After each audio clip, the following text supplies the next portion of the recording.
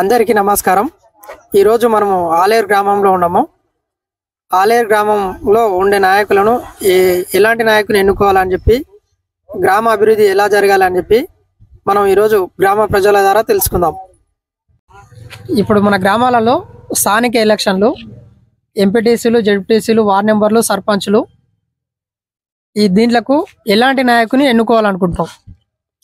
ముందుగా ఈ QY news ద్వారా ఈ సమాచారం తెలుసుకోవడానికి మా గ్రామానికి వచ్చినటువంటి మీకు ప్రత్యేకమైన అభినందనలు। నిజంగా లోకల్ ఎలక్షన్లు పల్లెలు బాగుపడాలన్నా ఎదగాలన్న ముఖ్య ఉద్దేశం స్థానిక ఎలక్షన్లు।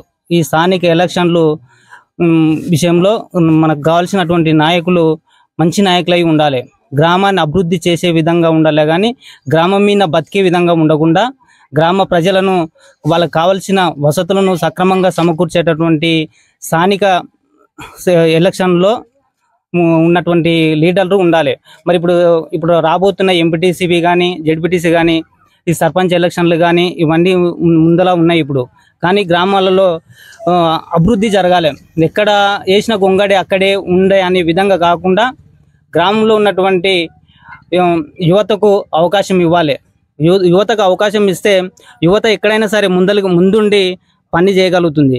అలాంటి నాయకులను మా గ్రామానికి సంబంధించి ఒక చదువుకున్నటువంటి వ్యక్తిని ఎలాంటి డబ్బులకు గిబ్బులకు ఆశపడకుండా ఓటును సక్రమంగా వినియోగించుకొని ఒక మంచి ఉన్నతమైనటువంటి వ్యక్తిని మా గ్రామానికి ఎన్నుకోవాలని నేను కోరుకుంటున్నా। గ్రామంలో నాయకుల కంటే యువతనే కోరుకుంటున్నారు కదా, యువత మేలు చేస్తుందని మీరు అనుకుంటున్నారా? యువత కొత్త రక్తం అబ్బా, యువత అంటే రక్తం, ఆ కొత్త రక్తం ఉరకలు వేస్తుంటది। వాళ్ళకు మేము చేయాలి, ఏదైనా ఒక పని మేము చేయాలి, మేము కూడా గ్రామంలో మాది దాన్ని నిలబెట్టుకోవాలన్నటువంటి ఒక పట్టుదల వాళ్ళలోనే ఉంటుంది కాబట్టి యువత ఖచ్చితంగా మేలే చేస్తుందని నేను భావిస్తా ఉన్నా। యువత అంటున్నావు కదా, ఇప్పుడు యువతకి అనుభవం ఉండదు అని పెద్దవాళ్ళు అనుకుంటారు, యువతకు అనుభవం లేనిది రాజకీయం చేయొద్దు అది అని అంటుంటారు కదా, అలాంటి దానికి మీకు ఏమైనా సందేశం? కరెక్టే, యువతకు అనుభవం లేకపోవచ్చు, కానీ గ్రామంలో ఉన్నటువంటి ఎంతోమంది సీనియర్ లీడర్స్ ఉంటారు, వాళ్ళ ద్వారా ఆలోచనలను తీసుకొని వీళ్ళ ఆలోచనలను కలుపుకొని గ్రామాన్ని అభివృద్ధి చేయడానికి యువతకు అవకాశం ఉంది। వాళ్ళ ఆలోచనలు తీసుకొని వీళ్ళతో పాటు తీసుకొని చేయవలసిన అవకాశం ఉంది। ఇప్పుడు మీరు అన్నట్టు యువతకు అనుభవం లేదు అంటారు కదా, ఇప్పుడు దాదాపు నాకు తెలిసినంత వరకు అయితే ఏపీలో రామ్మోహన్ నాయుడు ఇప్పుడు దాదాపు విమానయాన శాఖ మంత్రి, జస్ట్ ఆయన 40 years, ఒక 40 సంవత్సరాల వ్యక్తి, ఒక దేశానికి ఒక శాఖను నడుపుతున్న వ్యక్తి, ఒక విలేజ్ లో, ఒక చిన్న విలేజ్, దేశంలో ఒక చిన్న విలేజ్, ఒక పాయింట్, దాన్ని యువత దాదాపు 35 నుంచి 40 సంవత్సరాలు ఉన్న యువత మెయింటైన్ చేయలేరని చాలా మంది ఊహాగానాలు। 100% యువత అనేది వాళ్ళ యొక్క ఆలోచన విధానాలతో గ్రామంలో ఉన్న ప్రతి ఒక్కరి సూచనలతో ముందుకు సాగడం జరుగుతుంది। అభివృద్ధి అనేది 100% యువత ద్వారా చాలా మంచిగా జరుగుతుందని నా యొక్క అభిప్రాయం।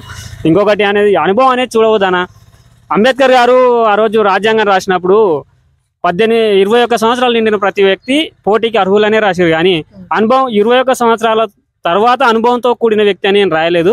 21 సంవత్సరాలు నిండిన ప్రతి ఒక్క వ్యక్తి స్థానిక ఎలక్షన్లో కానీ దేనికైనా పోటీకి అర్హుడు ఉంటాడు। ఇంకొకటి ఏంటంటే యువత ఒకసారి అవకాశం ఇస్తేనే వాళ్ళ యొక్క పనితీరు అనేది తెలుస్తుంది। దయచేసి దీన్ని దృష్టిలో పెట్టుకొని, అనుభవం అనేది పెద్ద సమస్య కాదు, అనుభవం అనేది పెద్ద క్వశ్చన్ కాదు, అనుభవం అనేది ఆటోమేటిక్గా వస్తుంది। ఇప్పుడు ఫర్ ఎగ్జాంపుల్ ఎవరు రాజస్థాన్లో ఒక మహిళ జస్ట్ 25 years, ఆమె ఒక ఎంపీగా గెలిచింది। ఇప్పుడు ఆమె 25 సంవత్సరాలు అంటే 25 సంవత్సరాలకు ఒక పార్లమెంట్ కాన్స్టిట్యూంట్, ఒక పార్లమెంటు సెగ్మెంట్కు ఎంపీగా గెలవడం అనేది ఏదంటే మనకు ఎవరు అభివృద్ధి చేస్తారు, ఎవరైతే మనకు మంచి పనులు చేస్తారు।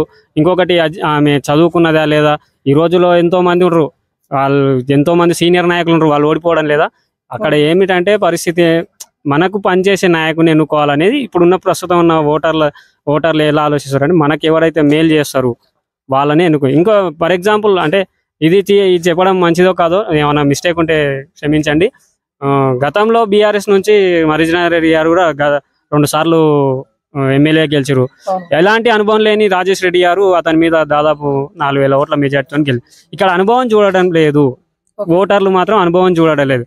మనకు పనిచేసే నాయకుని కోరుకుంటున్నారు ఓటర్లు. ఓకే. Okay, thank you.